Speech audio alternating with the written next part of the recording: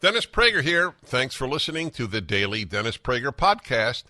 To hear the entire 3 hours of my radio show, commercial-free, every single day, become a member of Pragertopia. You'll also get access to 15 years' worth of archives, as well as the daily show prep. Subscribe at pragertopia.com.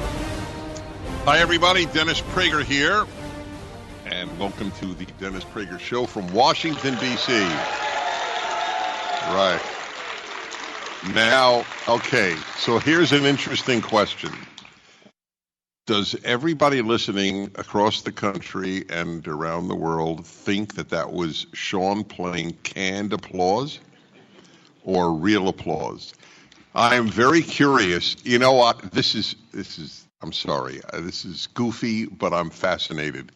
Sean, play a few seconds of canned applause. All right, and now live applause. Okay, so Rick, since you're my communicator, did that sound different? Worlds apart. All right, good. I'm glad. So who is the audience that is actually live and breathing right now? I am at the Museum of the Bible in Washington, D.C. I've come to Washington because we are into the week of the publication of the third volume of my Bible commentary, The Rational Bible. Thank you. If I could put a subtitle to the Rational Bible, it would be something to the effect, The Solution to Evil. Because that's how I see the Bible, and particularly those 5 books, the first 5. It's really remarkable that there is so much there are so many horrible things that take place in the world, and there really is a solution to most of it. I don't believe we could make the world a utopia, but I think there is a solution available, and it's not used. It's as if there were a really effective cure for almost all cancer, and for reasons that people could not figure out, it would not be used. That's how I feel about this. So that's the reason that I write this. The brilliance of the volumes. I'll give you one example, and it's a really, I think, effective example. People dismissed the founders of the country because they owned slaves, or many of them owned slaves. So by that thinking, what the person dismissing them is saying, nobody before me was moral. I am the most moral person, in effect, I am the most moral person to have ever lived. Because so many people did things in the past that we don't do today. And there is one sentence or verse, as the term is used for the Bible, one verse that tells us how to look at people in the past.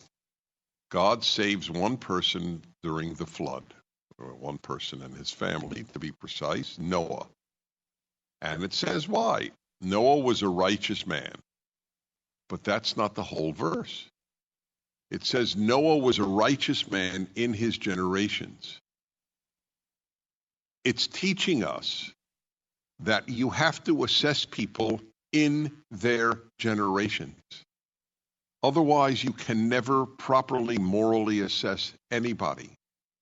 What if 100 years from now, everybody is vegetarian? Will those of us who ate meat in the 20th and 21st centuries be dismissed as morally unworthy? We shouldn't be read.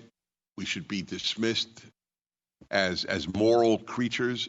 That's the thinking.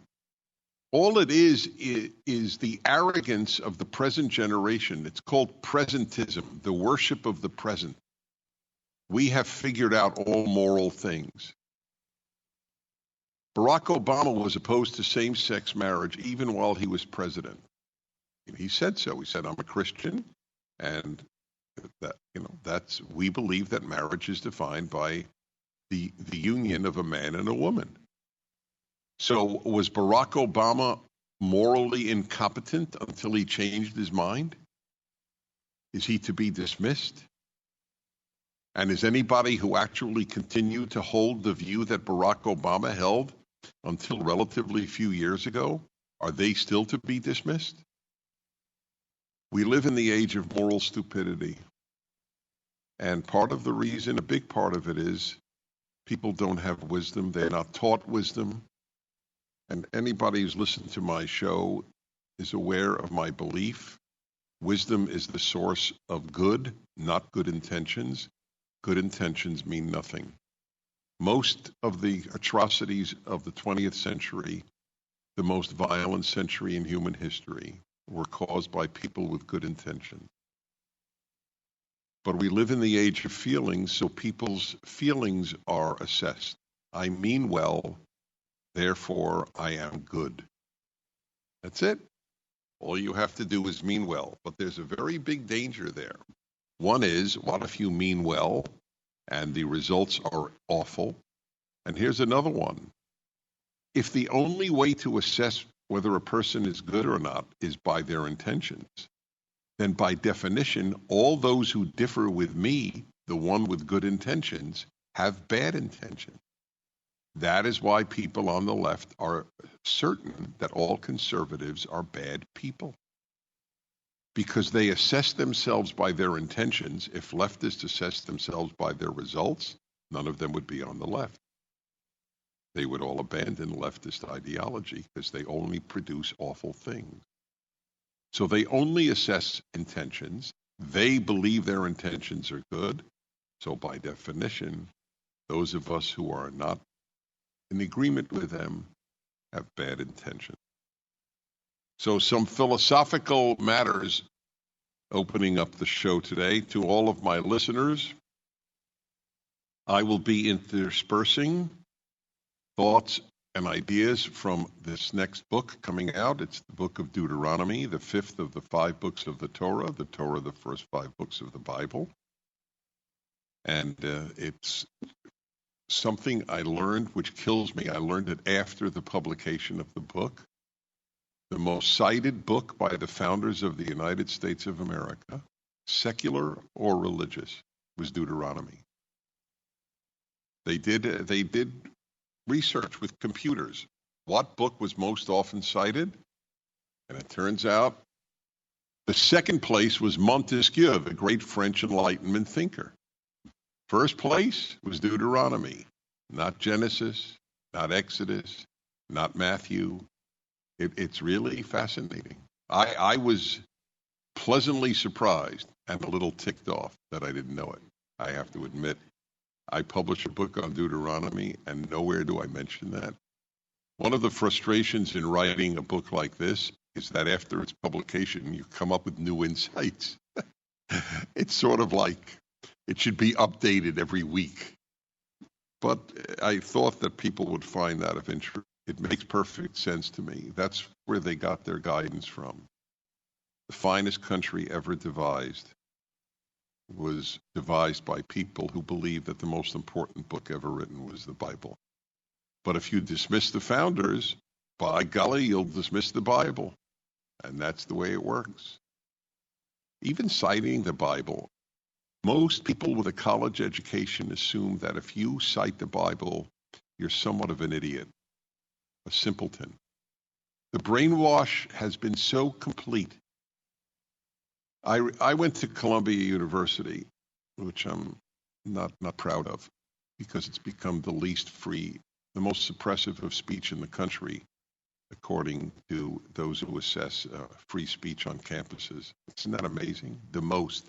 I mean, the competition is intense, let me just say.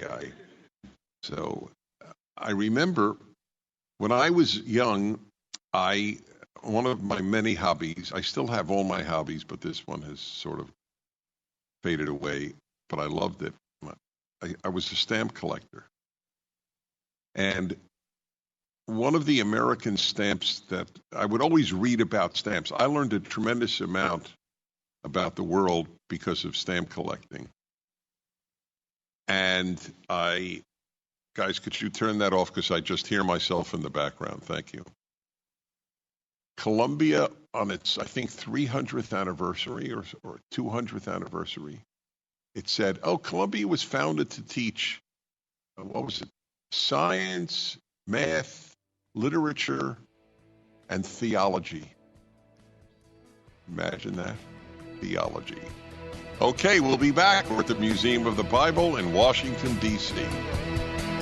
The Fed is unstable. Interest rates could go up at any moment. If you're relocating and need to buy a new home or invest in real estate, get fully underwritten and approved with Andrew Del Rey and Todd Avakian at Sierra Pacific Mortgage before you make an offer. Their fast-track approval process will allow you to compete with cash offers, whether you're buying today, tomorrow, or a year from now. Even though housing prices are stabilizing or coming down, economic uncertainty, supply chain issues, and limited construction means the real estate market is limited and competitive. Go to andrewandtodd.com. That's andrewandtodd.com right now. Get fully approved today and have confidence so that when you're ready to buy, you'll have the money ready to go. Don't wait. Go to andrewandtodd.com. Lock in today's still historically low rates. Go to andrewandtodd.com. That's andrewandtodd.com. Hi, everybody. Dennis Prager in Washington, D.C. Hi, everybody.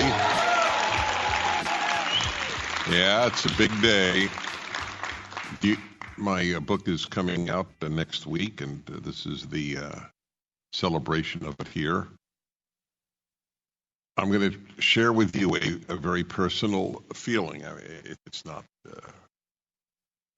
a bad thing, but I think you'll find it amusing and certainly interesting. When I received my copy of Deuteronomy, and I comment on almost every verse to explain everything to the reader. So when I received the copy, and by the way, they're physically beautiful. I want to salute Regnery, the publisher. Each three of the volumes are gorgeous. And that means a lot to me. I'm very aesthetically sensitive, as it were. Anyway, my first reaction was not jubilation or even pride. I give you my word, my first reaction was, when did I write that? It's this big volume, and I don't remember when I had the time to do it, which, by the way, is sort of proof of a great line I heard when I was very young. Only the busy have time to do anything. And it's so amazingly true. Or there's a variation on that. If you want something done, ask the busiest person. So anyway, I did find it, and I am thrilled because it's a repository of the solution to evil, as I said earlier. So listen to this headline. It incredibly fits into the theme of the day here. Los Angeles Times, what's the date?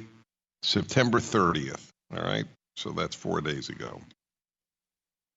The headline reads, young adults in California experience alarming rates of anxiety and depression, poll finds. So I have a lot of thoughts on this. Let me just read to you from the Los Angeles Times. Young adults in California, and by the way, it almost doesn't matter what state, experience mental health challenges at alarming rates, with more than 3/4 reporting anxiety in the last year. More than half reporting depression. By the way, if that's true, that's really alarming. More than half of young adults in California experiencing depression. 31% experiencing suicidal thinking, and 16% self-harm, according to the results of a survey commissioned by the California Endowment. And I want you to know how angry the article makes me, because all of this, nearly all of this, not all of it, some of it is built in. Some people truly have depression for physiological reasons, and it's a tragedy. But the vast majority of this is induced by human beings. This is man-made suicidal thinking, man-made depression. On every level. The two biggest being, they get no religion, and they were locked down. And they're related, by the way, because if we took a poll among Americans who thought the lockdown was idiocy and the Americans who thought lockdown was a great thing, you would find that disproportionate number of religious people would think it was awful, and a disproportionate number of secular people would have thought it was a great thing. My theory, and I would bet my life on it, is that secularism produces stupidity. There are very nice secular people. There are some awful religious people. I fully acknowledge that. But secularism produces no wisdom. And that is why we have such convoluted thinking dominant in our time. So listen, I'm going to read to you further and show you all they're going to do now is reinforce the causes of all of this depression among young adults to begin with. By the way, you want to be a non-depressed young adult? How about this? Take God and the Bible seriously, have a religious community, find somebody to marry, and start a family. Get a job, act responsibly. I'll bet you lose your depression.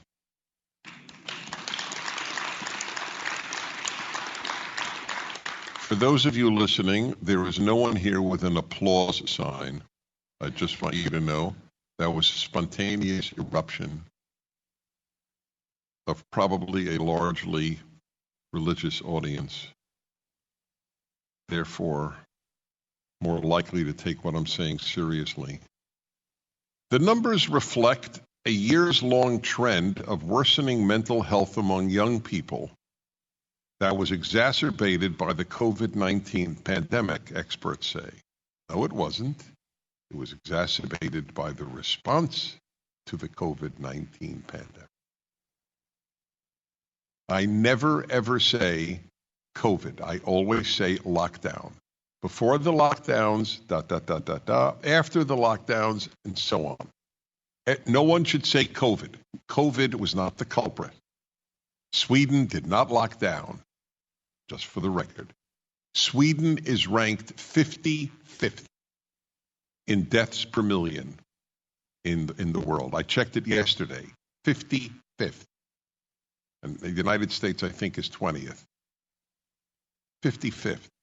All their schools were open for kids up to the age of 16.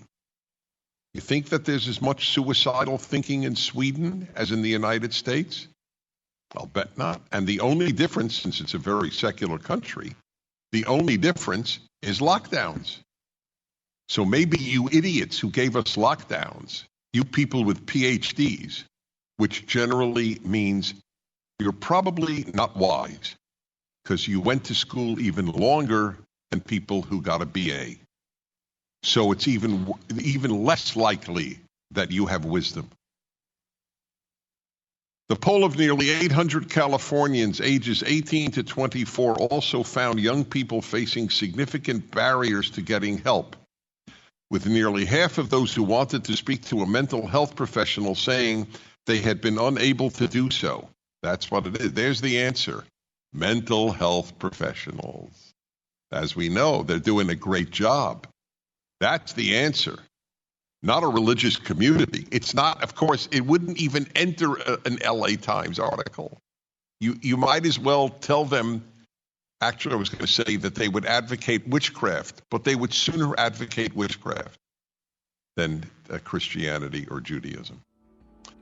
All right, that's our story. We continue with the Depression in California. I'm Dennis Prager at the Museum of the Bible. Thank you. When running a business, your employees can create all kinds of interesting situations, like getting complaints because someone on the team always smells horrible. You better talk to Bambi. With Bambi, get access to your own dedicated HR manager starting at just $99 per month. They're available by phone, email, and real-time chat, so onboarding and terminations run smoothly. Team members reach peak performance, and your business stays compliant with changing HR regulations. And with Bambi's HR Autopilot, you'll automate important HR practices like setting policies, training, and feedback. Schedule your free conversation today to see how much Bambi can take off your plate. Go to Bambi.com right now and type in Dennis Prager under podcast when you sign up. Spelled Bambi, Bambi.com, Bambi.com, and type in Dennis Prager. A lot of people have HR issues, but they don't want to spend the money on an HR person. And this starts at just $99 per month. Bambi.com. Hi, everybody. Dennis Prager, Museum of the Bible, Washington, D.C. I have a wonderful live audience here. How many of you live within 50 miles of Washington, D.C.? All right. How many of you live more than 50 miles away? Wow. I'm very moved. That's very sweet. Who came the furthest? Where'd you come from? Yeah, I know who you are. And I'm going to be introducing you. Yeah, that's true. That wins. I think there's someone here, though, from Syria. That was a joke. That was a total joke. Okay. Who came next to the furthest? Where'd you come from? You, yes, with the beard. Montreal? California? New York? Vermont? Yeah. Louisiana? Sorry? Pennsylvania? Wait a minute. North Dakota? You came from North Dakota? What city? Sorry? I'm taking off my earphones. Dickinson? Raise your hand if you've heard of Dickinson, North Dakota. Raise your hand if you're not telling the truth. Dickinson, North Dakota. So here is one of those great moments that I have on radio when I take a call and somebody, let's say Dickinson, North Dakota, and I'll say, where is Dickinson? And they say, oh, we're right by Demersville.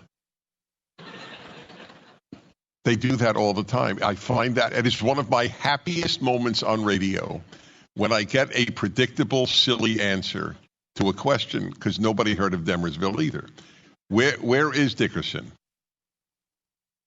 Southwest corner?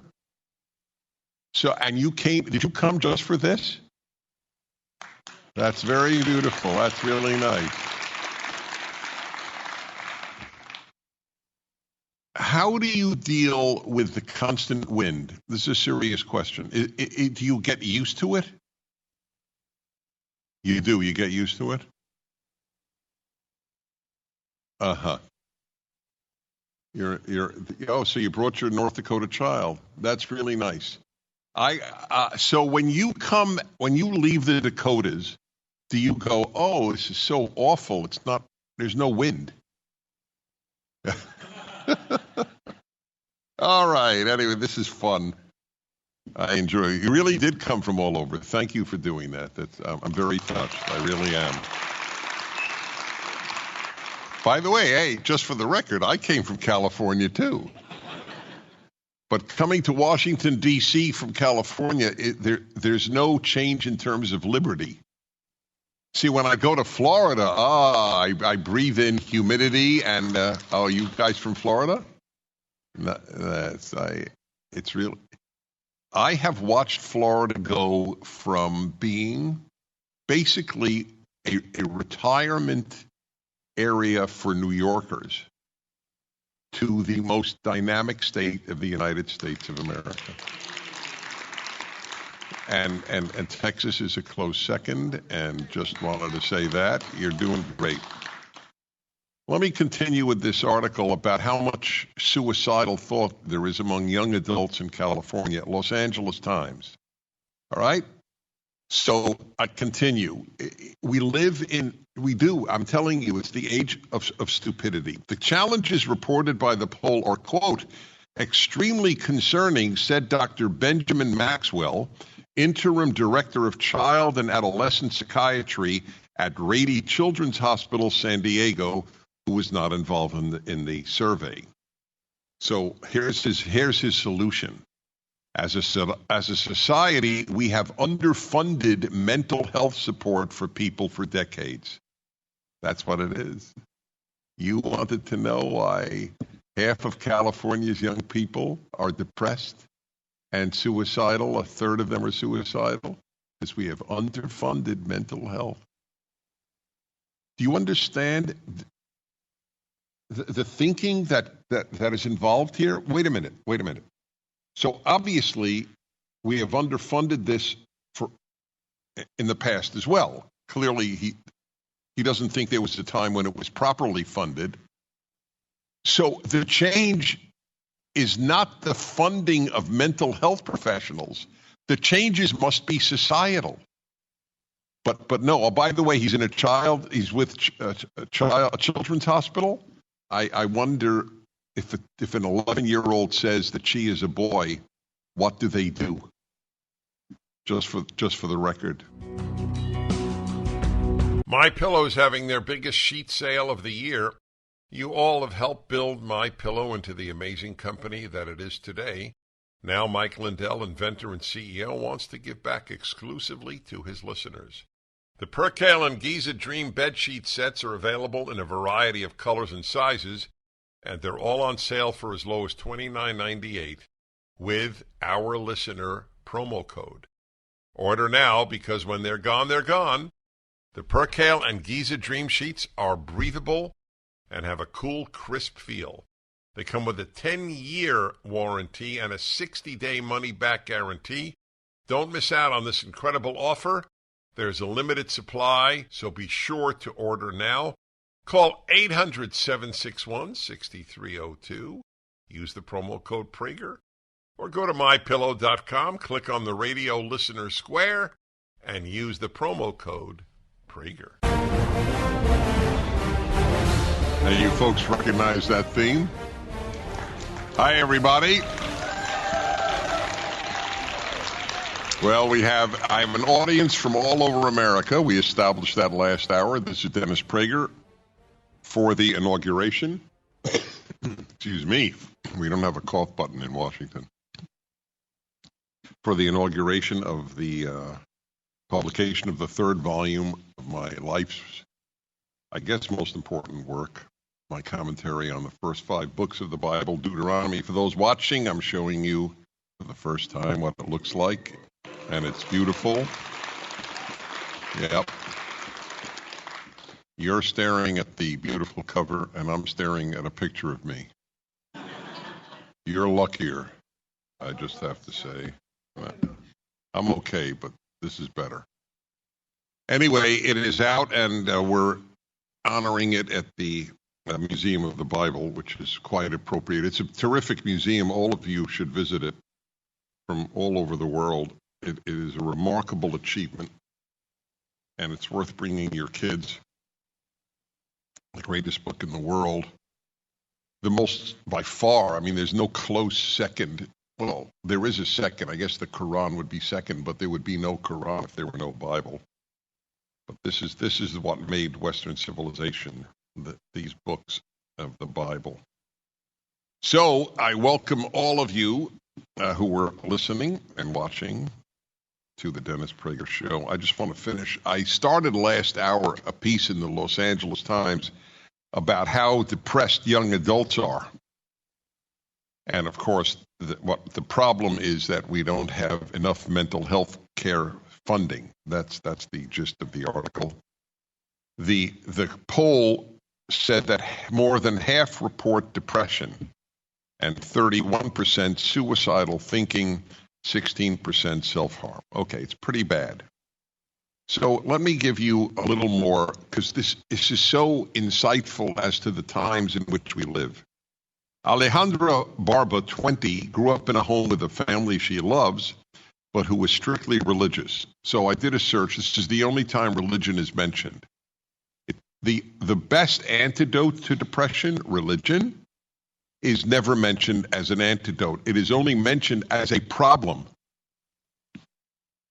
She grew up, Alejandra, in a home, was strictly religious, but does not accept her being gay.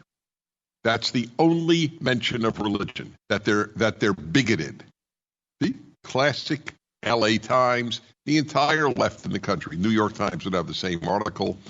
CNN would have the same article, and so on. She was 11 years old when she started harming herself after having experienced abuse. So I'm just curious, was the abuse done by a parent? Was the abuse done? I'm only curious because it said she loves her family. It's hard to imagine that she loves a family that abused her. I'm just curious. By the way, in the case of lesbians, because I don't believe that lesbianism and gay men have the same etiology, as they say, the same roots. I think for men, it's much more hardwired, and for women, it's more psychological. So do many gays think the same thing, by the way. You think, is it possible that there's a relationship between her having been abused and her being gay? I would think that there might be. It's not here or there. I just thought it worth noting because they would never note such a heretical thought. See, it's interesting. For the left, sexual orientation is hardwired, permanent, biological, and fixed.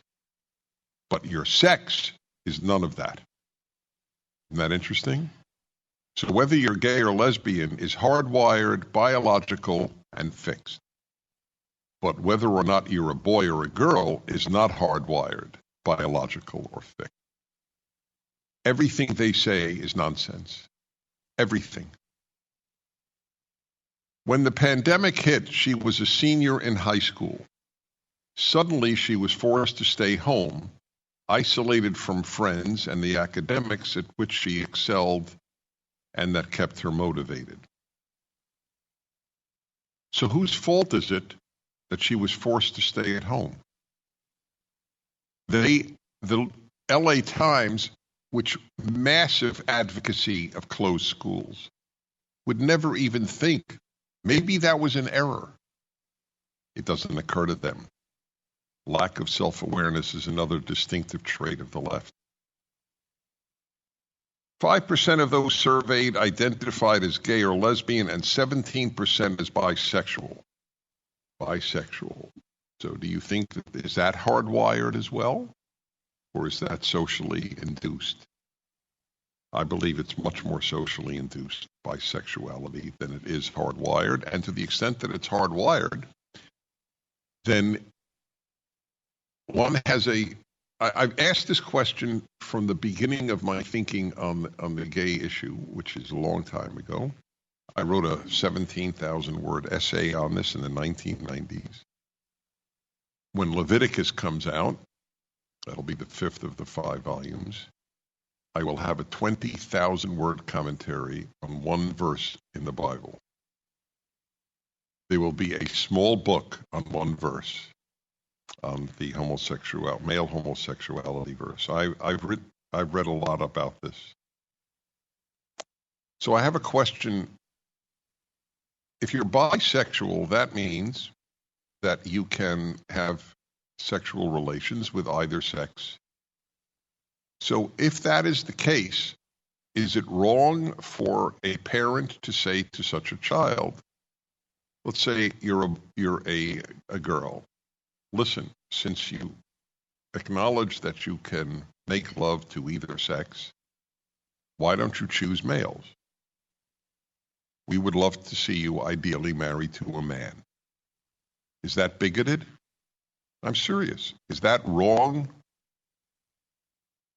And by the way, I'm on record, as I wrote in my essay in the 1990s, if your child is gay, you love your child. It goes without saying. Tara Bransfield, 22, is a student at Sonoma State University. Bransfield said she feels both uncertain and optimistic about the future. Her struggles with eating have improved, but she knows they're still part of who she is. Okay, I don't fully understand that. They're still part of who she is. So should she overcome it or not? I don't understand what that means, still part of who she is. But it's not, it's, okay, I'll leave it at that. It doesn't make full sense to me, but that's not why I'm reading this to you. She worries about financial security, about the need, and ready, this is what she worries about the need for financial security, about the need for social justice. She worries about the need for social justice. Is that societally induced? She lives in the country of the greatest amount of freedom and opportunity for every single person, and she's worried about, this is what's depressing her? Social justice. By the way, for the record, and I point this out in my Bible commentary, the Bible is totally opposed, certainly the first 5 books, which are the basis of the whole Bible, both the Old and New Testaments, are opposed to social justice. They are for justice. Social justice is the opposite of justice. I will explain it to you. There is a law, and it's in Deuteronomy as well, that you shall not favor the poor in a courtroom. The courtroom is a place for justice. So in a nutshell, if somebody ever asks you what is the difference between social justice and justice, here is the difference. A poor man and a rich man are in the courtroom. If the rich man loses the verdict, it means nothing to his overall wealth and comfort. If the poor man loses, it's a problem for him. Social justice says rule in favor of the poor man. Justice says rule in favor of the one who is right. That's the difference between justice and social justice. So she's worried about the need for social justice and about attacks on the rights of LGBTQ people. I know what she means. I'll talk about them when we return. Dennis Prager in Washington, D.C. Not alone.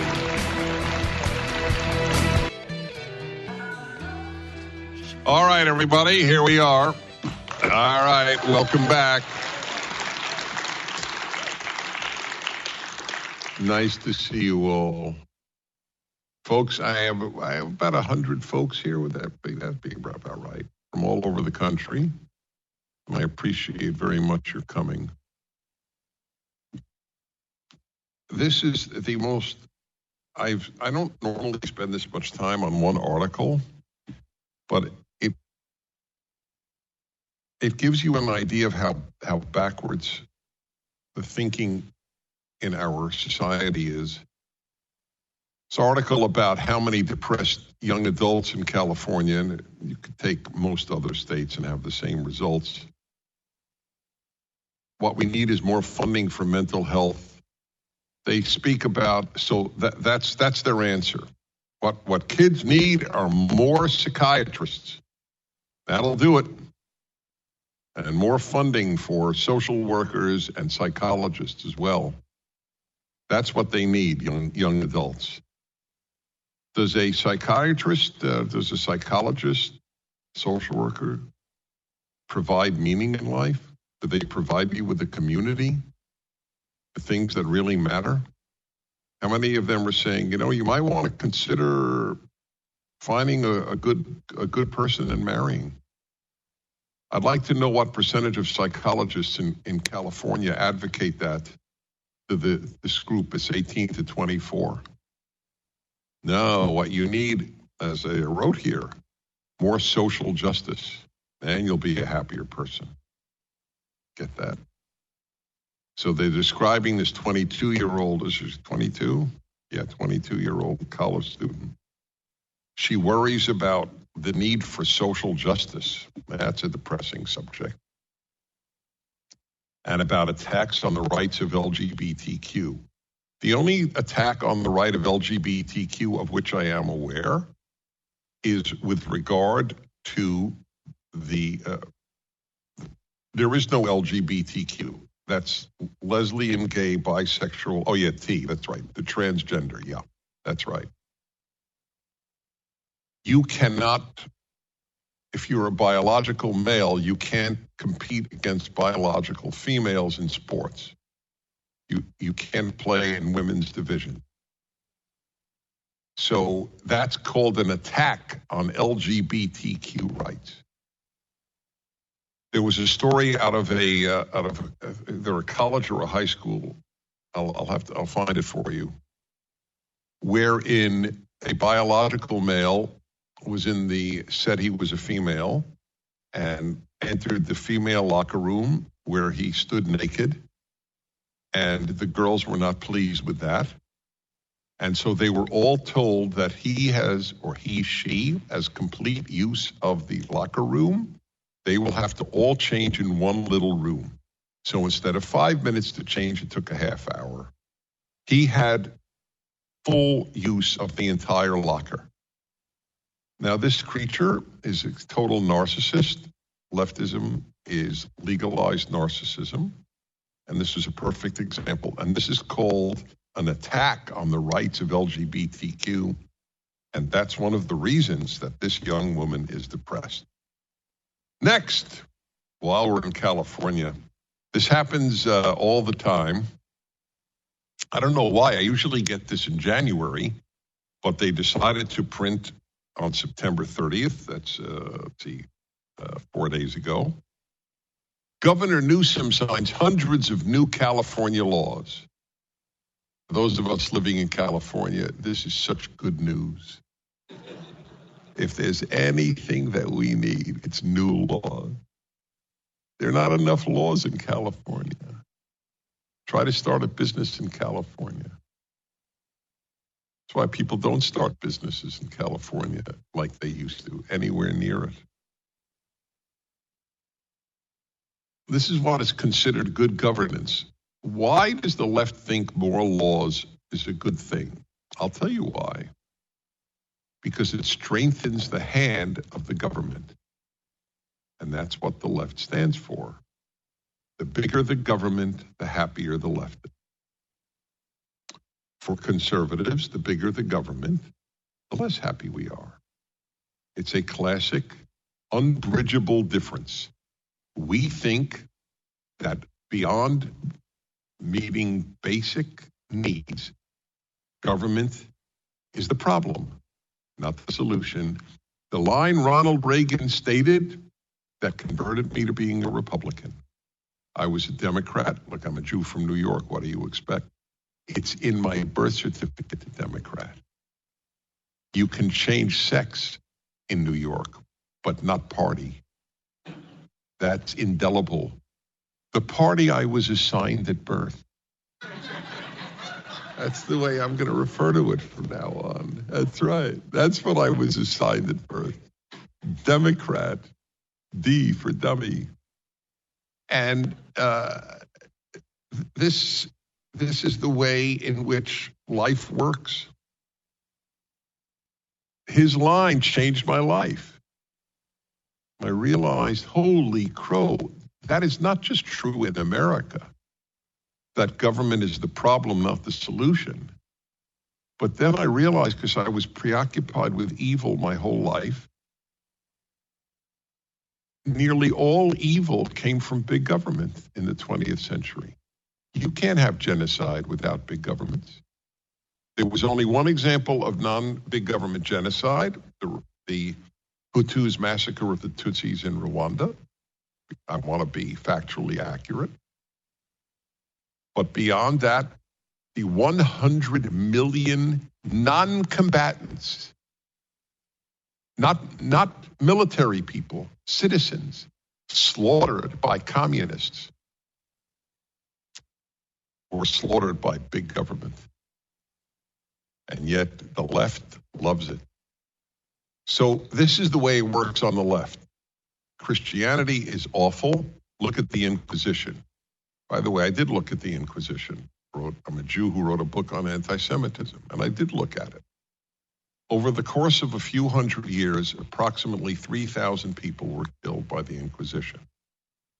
Every one of those was an act of evil. However, perspective is necessary when you make moral assessment.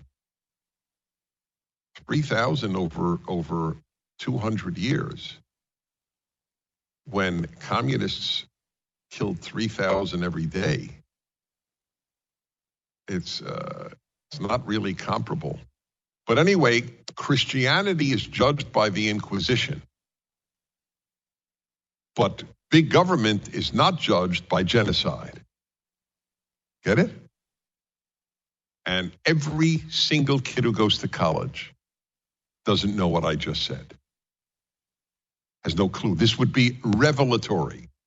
I know it because when I say it at colleges, I look at their faces. You can hear the non-breathing. Yes, big government slaughtered a lot more than Christianity ever did. There's no comparison. All right, everybody. From Washington, D.C., this is Dennis Prager. We continue.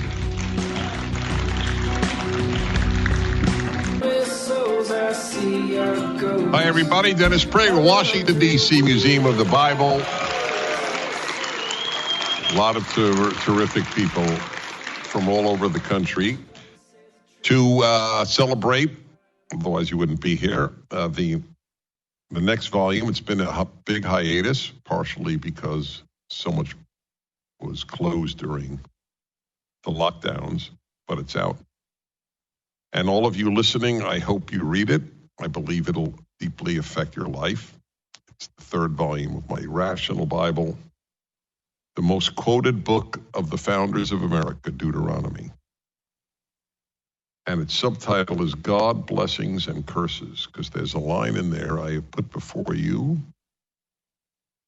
I have given you curses, blessings, and curses. I have a theory on that, which of course I have in there. Every blessing comes with a curse. Life consists of blessings and curses. I will admit not every curse comes with a blessing. I'll admit it's not exactly symmetrical. But by the way, some curses do come with a blessing. A lot do, not all though. But pretty much every blessing, because you never know. I mean, look, I'm a big fan of people having children, but to be honest, that blessing for many parents turns out to be a very, very troubled thing. Just even if, something terrible happens to the child dies, child turns out awful. The mixture is what constitutes life. There's very, very little that's an unalloyed blessing. I'll give you a little example in my own life of I wouldn't say it's a curse, but it's not a positive.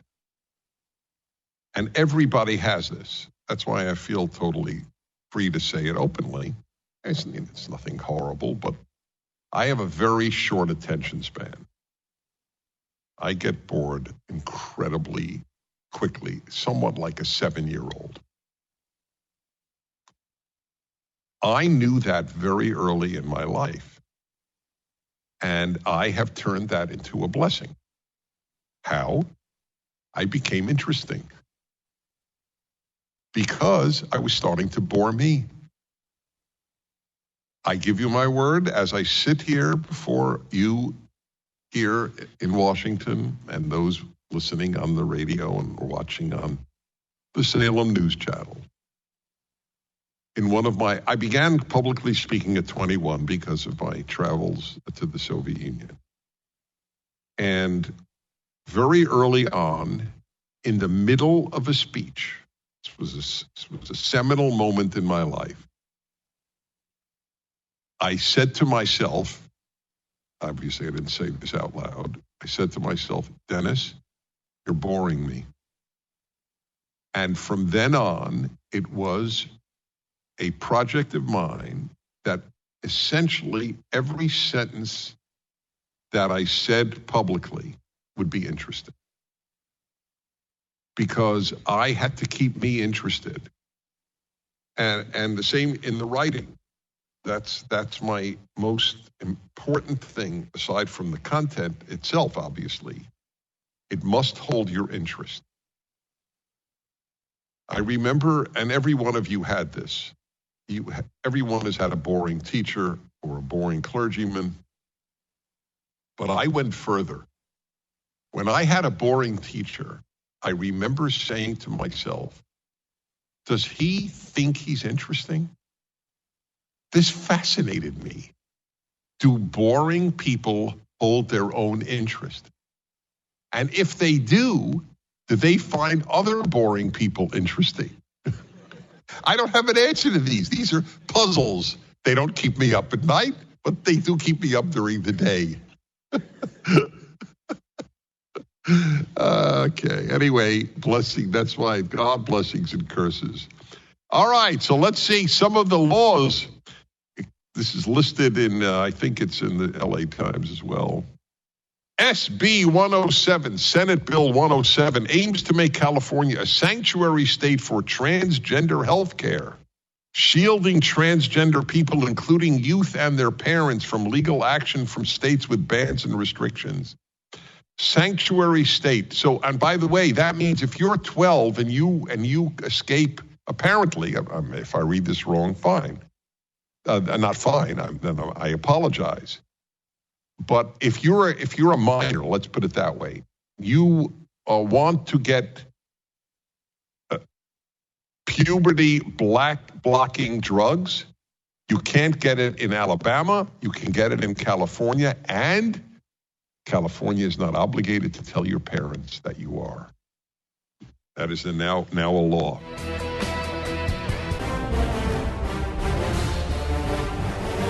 Hi, everybody. Welcome to the Dennis Prager Show. Nice to be with you. All right. Very good. Very good. I am looking up something here. I want you to hear about from the, by the way, let me explain to all the listeners just coming in. I am at the Museum of the Bible, Washington, D.C. About 100 folks from all over the country with me here.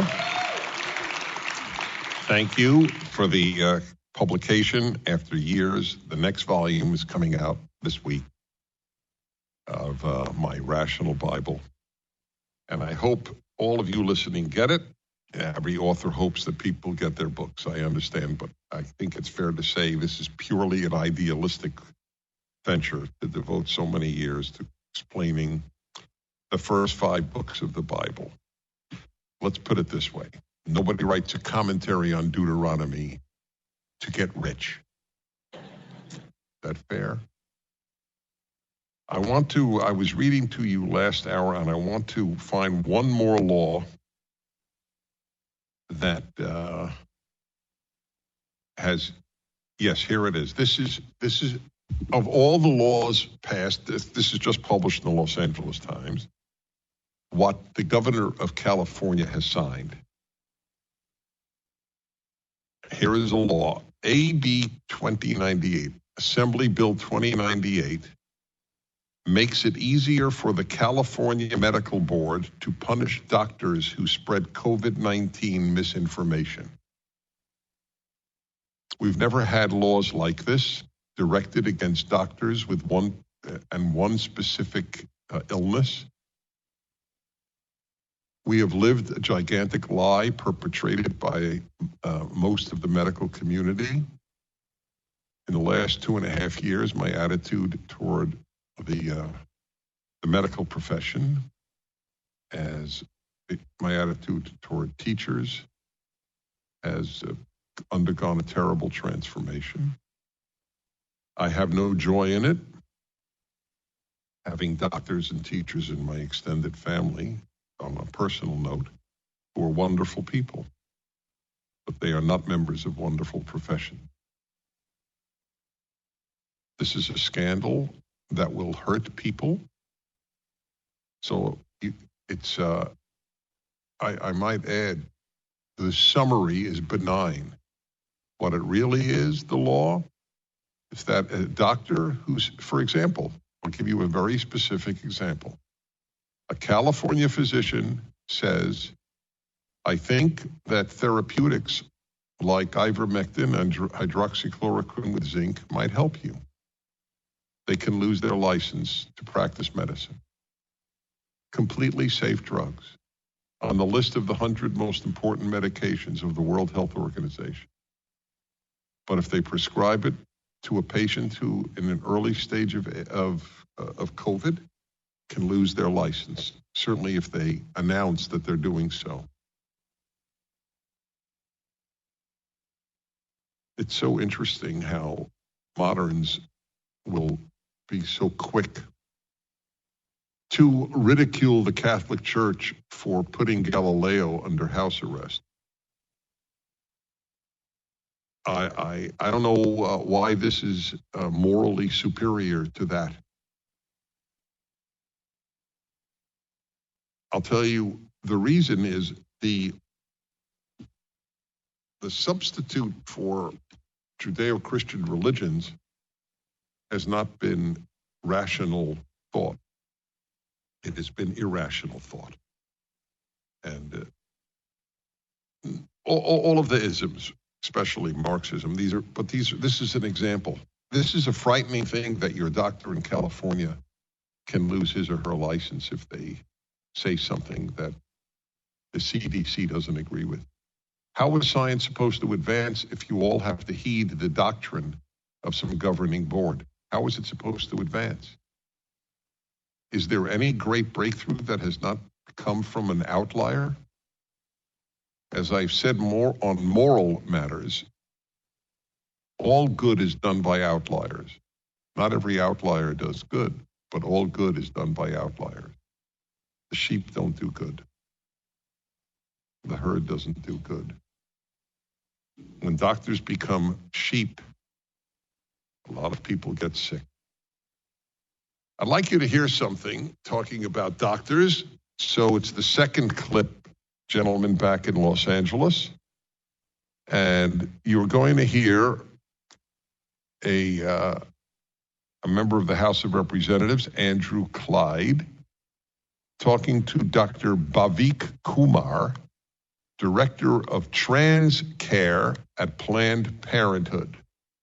This clip is 43 seconds. Take it away. Dr. Kumar, can biological men become pregnant and give birth? So men can have pregnancies, especially trans men. So can biological men become pregnant and give birth?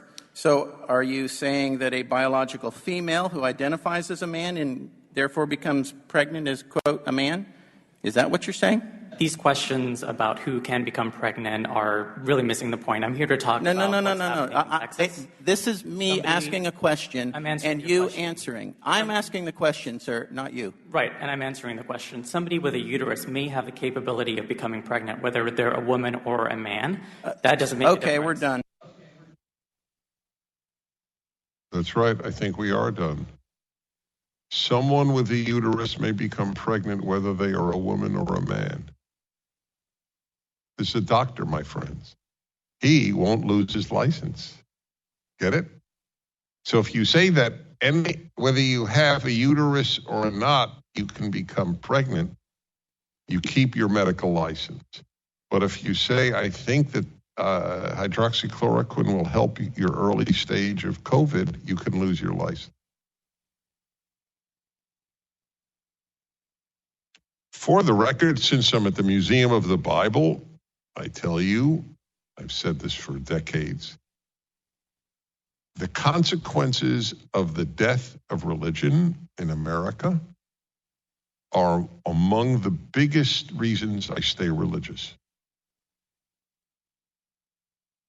When you see the consequences of something disappearing, doesn't your faith in its necessity increase? The breakdown of Judeo-Christian thought, values, insights, outlook, wisdom has led to evil and idiocy, a combination the likes of which we haven't seen. This is a medical doctor for Planned Parenthood, one might add, who is telling a member of Congress of the United States under oath that whether or not you have a uterus, you can get pregnant. How does that work exactly? Okay, I thought that the people should hear that. I have another clip with regard to science and the world. This is from a meeting of the probably most dangerous international group, the World Economic Forum. It is Melissa Fleming, who is the UN Secretary for Global Communication. Her speaking at a World Economic Forum meeting. Go ahead, please. You know, we partnered with Google, for example. If you Google climate change, you will, at the top of your search, you will get all kinds of UN resources.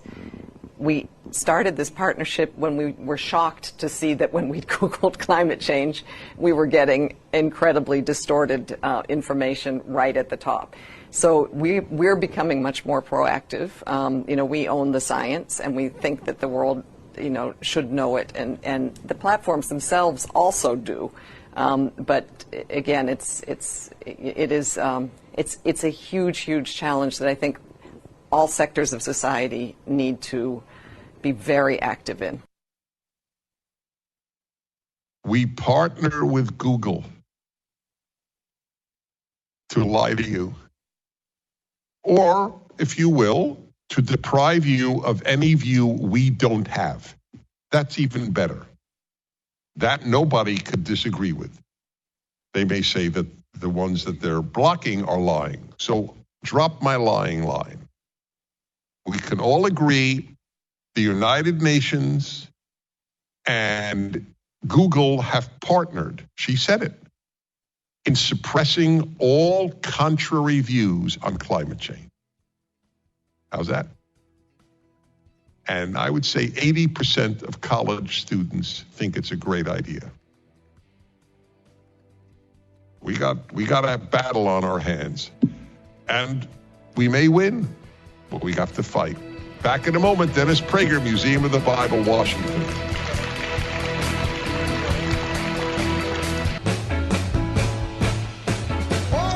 Hi, everybody.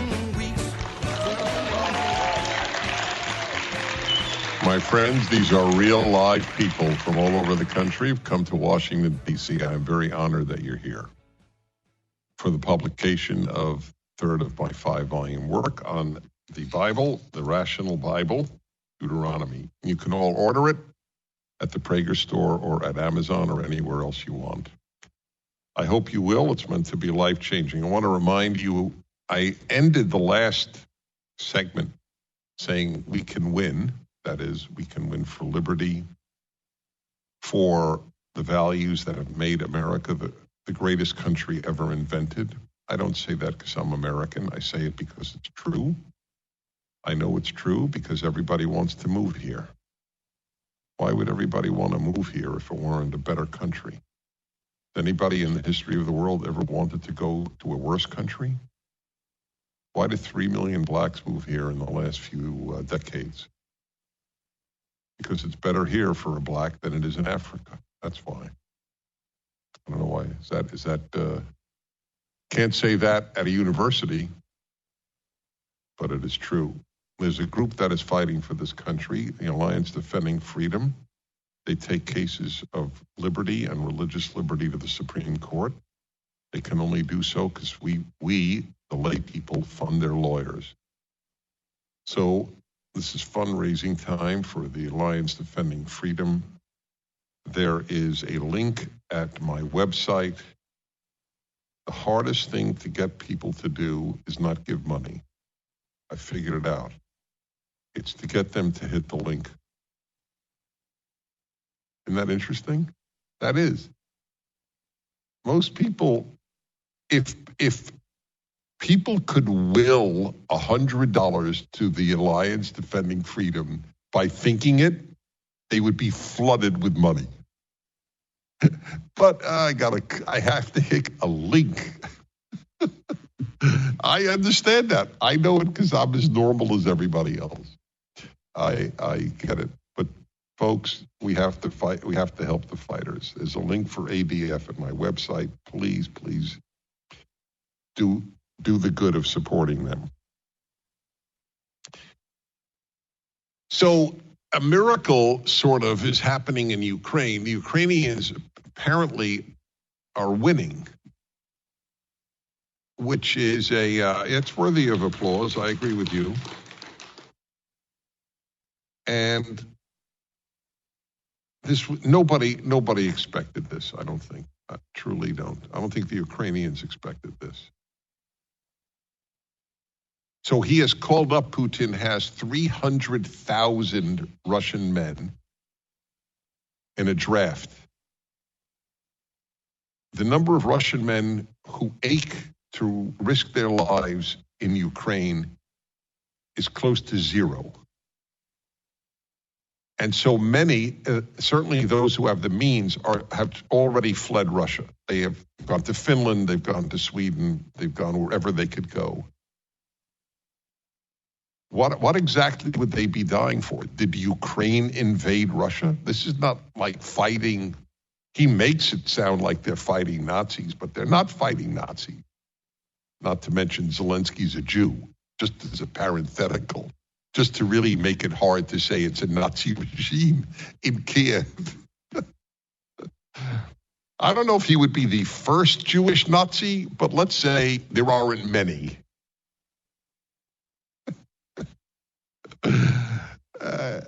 It's what scares me is he can't lose, and we can't let him win. But if he loses big, he may lash out. And the narcissist that he is, like Hitler, Hitler was prepared to have all Germans die in service to him. And in other words, for Hitler, Germany was Hitler. For Putin, Russia is Putin. It's a very scary thing. None of us could relate to, obviously. So I do worry about this. That's why I think anything that can give him a way out, saving face, as much as I don't want him to save face on an emotional level, I want it on a moral level. I don't want more destruction of the world and of lives. I thought it was very foolish of President Biden to say he's a war criminal. It doesn't gain anything. It's just a shooting off of the mouth for no good reason. So I do worry about this man. The best thing that could happen is he's removed from office by Russian. That would be the best possible scenario. I don't foresee it happening. Therefore, we have to deal with him. But when I read about the victories that they're achieving, taking back land in eastern Ukraine, that the Russians were certain that they had, he keeps firing generals, like the generals have botched the operation. I don't know. I frankly find it hard to imagine, how do you inspire your troops? I guess if you call Zelensky a Nazi enough, some will be inspired. Oh, I'm protecting the motherland, the fatherland, Russia against Nazis. And if you believe that, that could inspire you. I don't know how many of them really believe that. I don't know. I'm literally saying I don't know. No one knows. I can only tell you, on an American level, I have learned the power of propaganda is truly powerful. That you can teach and have half of this country believe that they live in a systemically racist country shows you the power of propaganda. That people think it's a good thing to give their 5-year-old a vaccine that they don't need and that might hurt them is the power of propaganda. So I guess it could be effective to tell Russians they're fighting Nazis. But I don't know. I only know that not a lot of Russians want to do this. Here is a story, and I am actually happy about it because I think anybody who sends their child to Amherst College deserves it. Amherst College, as introduced from the Daily Mail, has introduced a new masking policy under which each student would be provided an anonymous survey. Then they express in this their views on whether they want a mask mandate in the classroom. Here's the punchline. If one respondent, professor or student, says that there should be a mask mandate, there is one. And in an anonymous survey, this is October of 2022, and every student in most classes at Amherst will have to wear a mask, a K95 one. And parents pay to send their kids there. Back in a moment.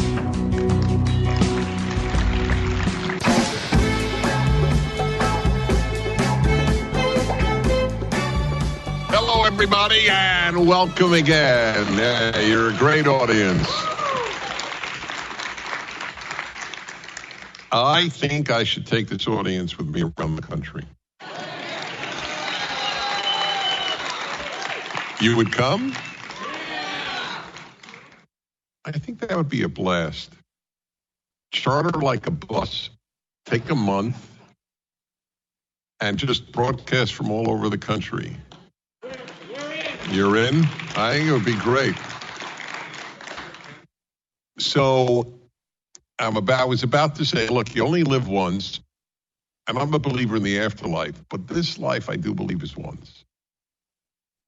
And so I think God structured it that way, because if we knew we'd come back and back and back and back, I don't know if we'd value it as much. It's depressing as well, because if it turns out awful, you only live once could be a depressing thought. But it's like the subtitle of my Deuteronomy commentary, God's blessings and curses. It's like both. It's like, take death. Nobody talks about death. It's really sad. It should be talked about in neither an upbeat or a low beat manner, just directly. But I'm sure most people have come to this realization. It's death that gives life meaning in many ways. I've often thought, what if I knew I'm going to live, even not forever, but for 1,000 years? I'm not sure I would get up every day to go to work. Right?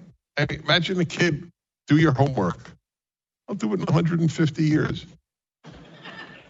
Why is that not an appropriate answer? The fact that time is limited makes time that much more valuable. Back to Amherst. When I as I said to you when you laughed, and it is laughable, but it's also cryable. the kids who go to Amherst deserve this. I don't feel for them at all. That if one professor or one student in any class anonymously requests that everybody wear a KN95 mask, you know what those are like? Good. I'm glad you don't. KN95 masks, they're like seals across your nose and mouth. I find breathing in a regular nonsense mask awful, which is why I recommend that in most situations, people wear truly nonsense masks, the ones you can breathe through that are made of mesh. I won't go further. I will not tell you how to order it. But you have to respond to nonsense by overcoming nonsense. Anyway, if one professor or student at a class anonymously asks, the whole class must wear a KN95 mask. I assume that Amherst is about $60,000 a year, and then room and board. And parents are happy to send their child there. But you know what? My sense is that most of the kids there think that Amherst is doing the right thing. Talk about brainwash. So I don't want to say it, but I will. The letter that went out to faculty, staff, and students September 29th was signed by 3 women. Women are playing a disproportionate role in harming this country. I can say it because I am so neutral between men and women. I don't think either is superior. But I want to combat the notion that if the world were governed by women, it would be a greater place. It wouldn't. Amherst is governed by women, and it's awful. Just awful. This was from Catherine Epstein, Provost and Dean of the Faculty, Liz Agosto, Chief Student Affairs Officer and Dean of Students, and Kate Harrington, Chief Human Resources Officer. That's a very important position. I will read you parts of their letter in a moment. All right, everybody, welcome back. Hello, my friends. Oh, my God. It's the last segment. It's a good sign. I mean, I've been having a good time. I have a theory. I have a theory on everything, as you probably know. So I have a theory. It's under the rubric of happiness. They're related theories. I don't know if I've said that. I may have said them, but I don't remember everything I said, so I don't expect you to. So I have one theory is I'm a big believer in obligations, in shoulds. Whenever I heard there were no shoulds in life, I thought, what are you talking about? Life is filled with should. But my approach has been make every should as much fun as possible. Then you can really get through it better. Try to make your work fun. And it's usually doable. My other related theory, which has nothing to do with the moment, but is still worthy of noting, I believe that one of the reasons a lot of people have burnout is that